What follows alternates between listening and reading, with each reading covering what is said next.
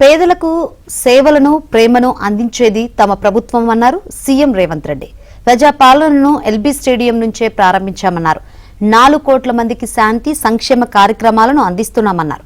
LB స్టేడియంలో నిర్వహించిన Christmas వేడుకల్లో పాల్గొన్న సీఎం చిన్నారులకు బహుమతులు అందజేశారు. ఎవరు ఎన్ని కుట్రలు చేసినా శాంతిని కాపాడుతూనే పాలన కొనసాగిస్తామన్నారు. నా చేతిలో బంజారా బైబిల్ పట్టుకొని ఉన్నాను. బంజారా ప్రజలకు కూడా ఈ ప్రాముఖ్యమైనటువంటి బంజారా క్రైస్తవులకు కూడా ఈ గొప్ప సెలబ్రేషన్స్ జరుగుతూ ఉన్నాయి. కనుక ఈ సమయంలో ఈ క్రిస్మస్ వేడుకలో ఒక మాట ఏమిటి అంటే, పరలోక భూలోకము రెండు కలిసి సెలబ్రేట్ చేస్తున్నటువంటి పండుగ క్రిస్మస్ పండుగ. అలాగే మన రాష్ట్రములో మన యొక్క డినామినేషన్కు అతీతంగా, డాక్ట్రిన్కు అతీతంగా మరి యునైటెడ్ క్రిస్మస్గా జరుపుకుంటున్నటువంటి ఈ సమయంలో దేవదూతలు కూడా మనతో కూడా వచ్చి ఆనందిస్తూ ఉన్నారని నేను భావిస్తూ ఉన్నాను.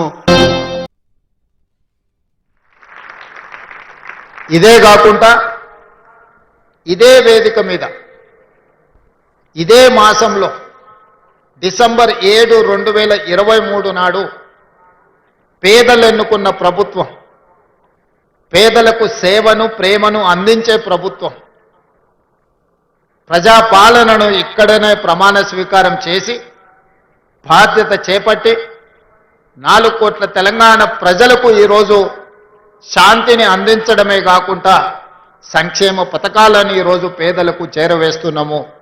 అందుకే డిసెంబర్ మాసము మాకు, పేద ప్రజలకు, తెలంగాణ సమాజానికి మిరకల్ మంత్ అని నేను అందుకోసమే అధికారికంగా ఈ వేదిక మీద నుంచి చెప్తున్నా. మా పాలనలో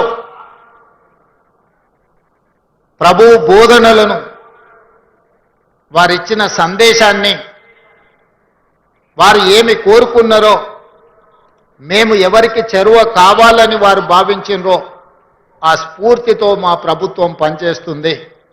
ఈ 2 సంవత్సరాలలో ఎంతమంది ఎన్ని రకాలుగా మమ్మల్ని తిట్టినా, మా మీద ఆరోపణలు చేసినా, ప్రజల మధ్యలో విద్వేషాలను రెచ్చగొట్టాలని ప్రయత్నం చేసినా శాంతిని కాపాడుతూనే సంక్షేమ పథకాలు అమలు చేస్తూ రాష్ట్రాన్ని అభివృద్ధి పదం వైపు నడిపించినాం.